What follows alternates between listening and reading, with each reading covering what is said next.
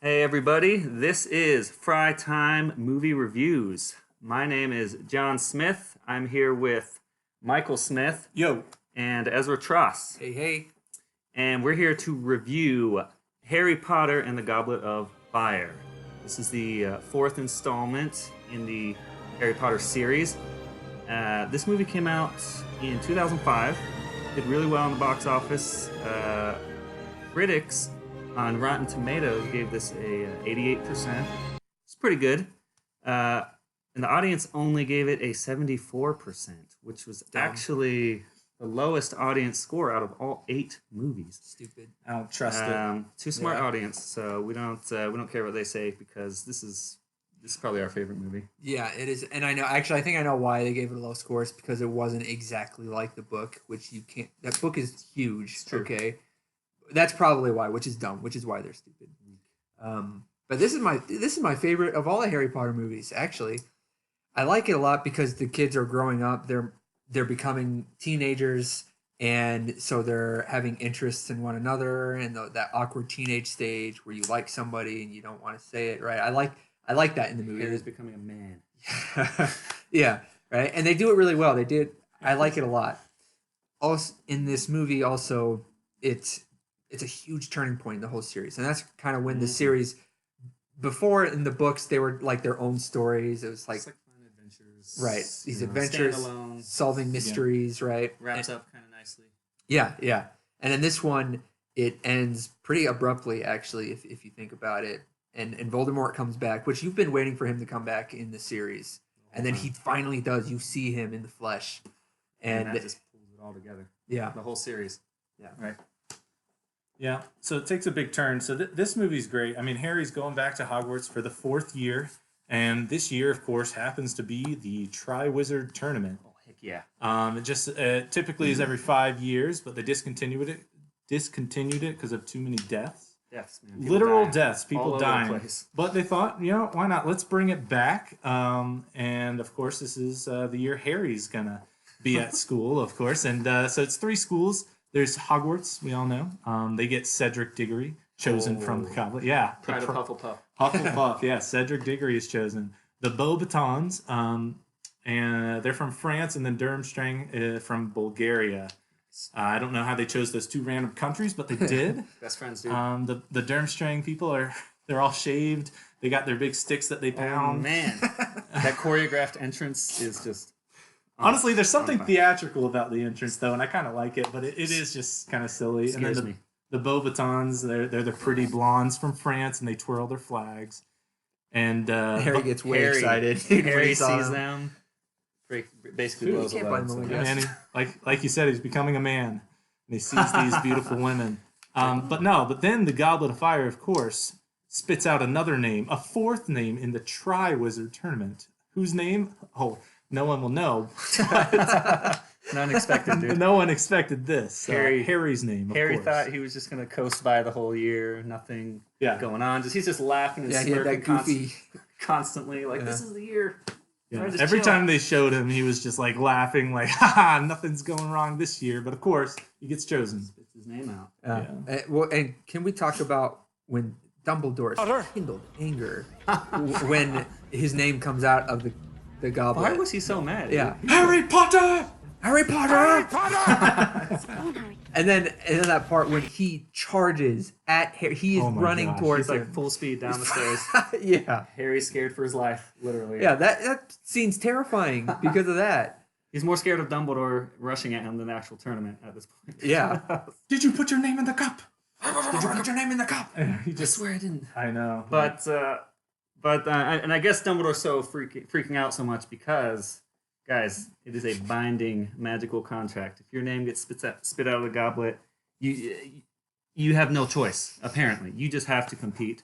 We don't really know the full magic behind this. Yeah, that was confusing. J.K. Rowling just threw in a nice sentence that binding magical contract. So yeah. I mean, at first, I'm like, dude, Harry, just don't do anything, man. You don't have to do it. But nope, binding magical. which he basically takes that approach. Yeah.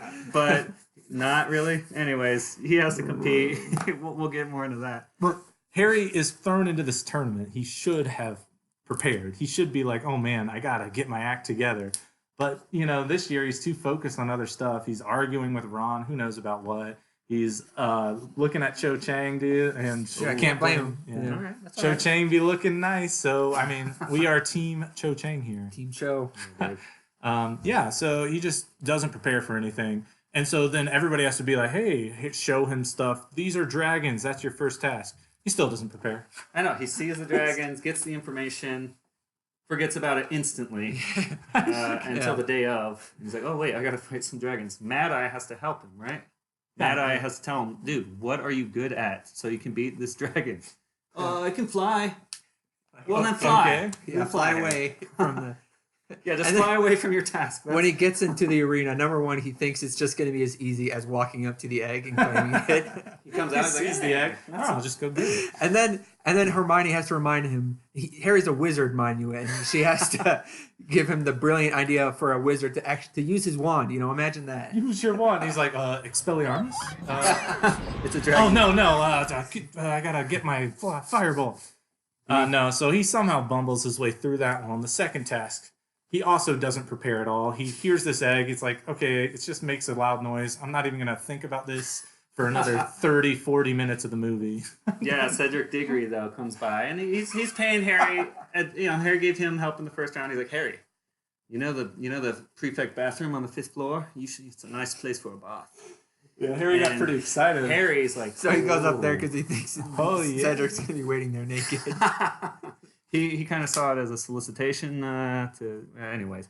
He goes to the bathroom, meets Moaning Myrtle instead. Moaning who Myrtle. definitely wants him. Grinds up on him a little bit. Yeah, that part was weird. Really weird. Daniel Radcliffe in drag. It was what she looks like. It looks just Literally like does. Daniel Radcliffe as a woman. I thought it was just Daniel Radcliffe dressed up, but it's actually a different actress entirely. So That would have put him as best actor if he had pulled it off, actually. So she's like, hey, the other guy opened his egg under the water. Maybe you should do that too. Again, giving him advice. So finally, here's the poem. He's like, forgets it instantly anyway. He hears the poem and then just doesn't think of anything. I don't know what I'm going to do with this poem. And so Neville's literally like, what about Gillyweed? And The just day shoves of it the in his task, pretty much. face. Shoves it in his mouth. Yeah. Pushes him in the water. But he's still so incompetent in that second task. He's like, gets there first before anyone else. And he's like, oh, there's Hermione here. There's Ron here. There's Cho Chang. Ooh, gotta take Cho Chang. And there's, Flora's sister. I gotta save them all. I gotta save them all, man. He's so dumb.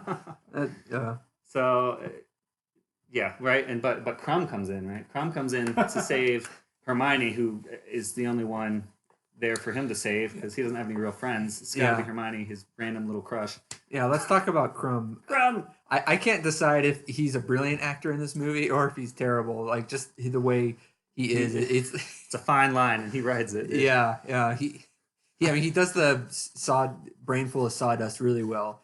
But I mean, as far as like a convincing athlete in Quidditch, I'm not sure. Like he pumps his fist a lot. That fist pump, that gets his me pumped. signature move. And apparently that works with the girls because they all love him. Oh, yeah. He's walking on the beach, flexing his flabby garbage. Flabby pale arms, they all want him, dude.